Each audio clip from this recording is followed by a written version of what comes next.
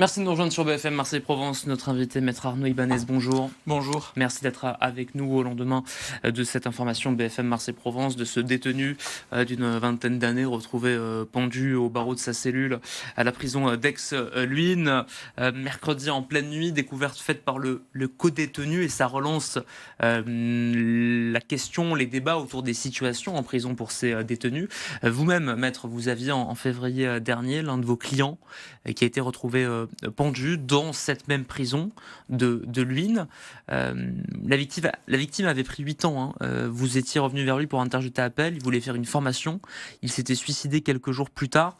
Le détenu d'hier, il a été rentré en prison l'année dernière. Il devait sortir l'année prochaine. Comment vous, avec notamment votre expérience avec l'un de vos clients, vous interprétez ces passages à l'acte? Et est-ce que ça dit quelque chose aussi de la situation carcérale? Je pense que ça en dit beaucoup sur la situation carcérale à plusieurs niveaux. Déjà, le risque est important lorsque la personne, qu'il soit détenue provisoirement ou condamnée, arrive aux arrivants, au parcours arrivant. Au parcours arrivant, il est censé rester 14 jours. Dans un centre pénitentiaire comme Aix-Luynes, les arrivants, les jeunes qui sont incarcérés, généralement restent entre 3 semaines, 1 mois. Ce sont des périodes qui sont importantes, mais ils sont surveillés. Donc là, il peut y avoir un choc carcéral qui se produit, et généralement c'est le cas. Et le deuxième facteur qui peut se présenter, c'est également, après une condamnation, alors c'est vrai que mon client a mis fin à ses jours par pendaison.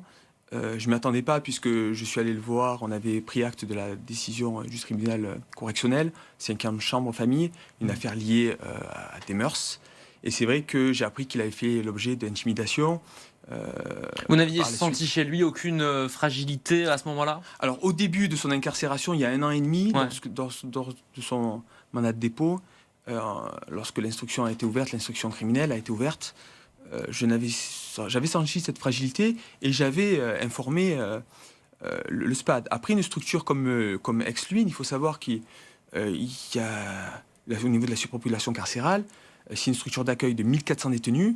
Ils sont actuellement 2200, donc vous avez plus 800 détenus, et des structures de soins psychiatriques ambulatoires aux détenus, puisque mon client voyait régulièrement le psychiatre et le psychologue à raison d'1 fois par mois.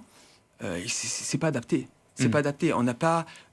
C'est vraiment un cri d'alarme. Alors c'est vrai que les surveillants font des rondes la nuit à des intervalles réguliers, mais je vois que l'unité sanitaire, qui est la base, ou l'unité qui promet également des soins au niveau addictologie, n'est pas adaptée, puisque les soins ne sont pas les mêmes qu'en milieu ouvert. Quelle vision vous avez, vous, quand vous êtes avocat, représentant de ces clients-là qui parfois sont tentés de passer à l'acte, voire passent à l'acte? Comment dirais-je, comment vous tentez d'intervenir ou d'essayer d'apporter peut-être de l'assistance, peut-être un soutien au-delà du soutien judiciaire et de votre métier de défendre ces personnes-là? Est-ce que vous essayez de discuter avec? Est-ce que c'est toujours simple avec les temps de visite, etc., la situation que vous venez de décrire de surpopulation? Je fais des parloirs régulièrement. Après, malheureusement, je travaille pas au sein de l'administration pénitentiaire. Je vois qu'il y a des problématiques importantes. Là, vous nous en sortez une par rapport à la surpopulation carcérale. Certaines sont 3 par cellule. Il y a des matelas posés au sol. On parle plus d'une centaine de matelas posés au sol. Vous parliez d'intimidation aussi. D'intimidation également, et d'insécurité lors des promenades. Actuellement, j'ai des clients qui sont également à l'isolement. Il y a 1 promenade par jour à l'isolement. C'est les conditions. Mais pour des détenus qui sont en bâtiment, généralement, c'est 2 promenades par jour. Et actuellement, il n'y a qu'1 promenade par jour, et l'après-midi, il y a des activités.